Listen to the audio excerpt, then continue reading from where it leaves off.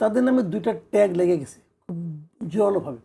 একটা হলো তারা হলো কিংস পার্টি, আরেকটা হলো তারা জামাতের বি টিম। সবাই বলতো জামাতের বি টিম, এটা অমুক তমুক হাবি যাবি। তো এই ট্যাগ থেকে তারা এখন শেষে দেখছে যে এই নির্বাচনে তাদের তেমন কিছু হচ্ছে না, হিসাব তো ভাই ক্লিয়ার। তখন তারা চিন্তা করতে আমরা কি করব। তখন তারা একটা দীর্ঘমেয়াদী চিন্তায় গিয়েছে বলে আমার ধারণা। আমি মানে সম্ভাব্য যে ধারণাটা মানে ইতিবাচক সেটাই আমি ভাবতেছি। তারা দীর্ঘমেয়াদী চিন্তা করতেছে যে আমরা এই নির্বাচনে কিছু হবে না, আমরা পরের নির্বাচন নিয়ে চিন্তা করি। তার চেয়ে বরং এই 5 বছর আমরা দলটাকে গুছাই। এখন দল গুছাতে হলে প্রথমে কি কাজ করতে হবে, ওই দুটো ট্যাগিং সরাতে হবে। এবং এই জন্যই তারা কিন্তু সরকারের বিরুদ্ধে নানা রকম ভূমিকা নিচ্ছে, যে সেফ এক্সিট অমুক তমুক বলে তারা বোঝানোর চেষ্টা করছে। আপনি কি বলছেন এগুলো শুধুই আসলে কথার খেলা এবং মানুষকে? আমি বলি শেষ করে তাহলে বুঝবেন আপনি।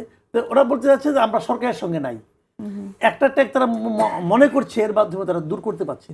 দ্বিতীয়টা হলো তাদের জামাতের বি টিম না, এটা প্রমাণ করার জন্য তারা জামাত সম্পর্কে অনেক কিছু বলছে।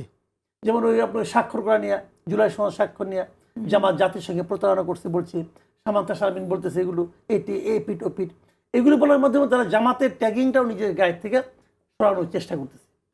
আলটিমেটলি কাজ হবে কি হবে কিনা আমি জানি না, তাদের যে চেষ্টাটা আমি ওভাবেই দেখি। এবং এই চেষ্টাটা যদি হয় আমি এতে খারাপ। আপনি মনে করছেন এটা নীতিগত না বরং কৌশলগত? কৌশলগত।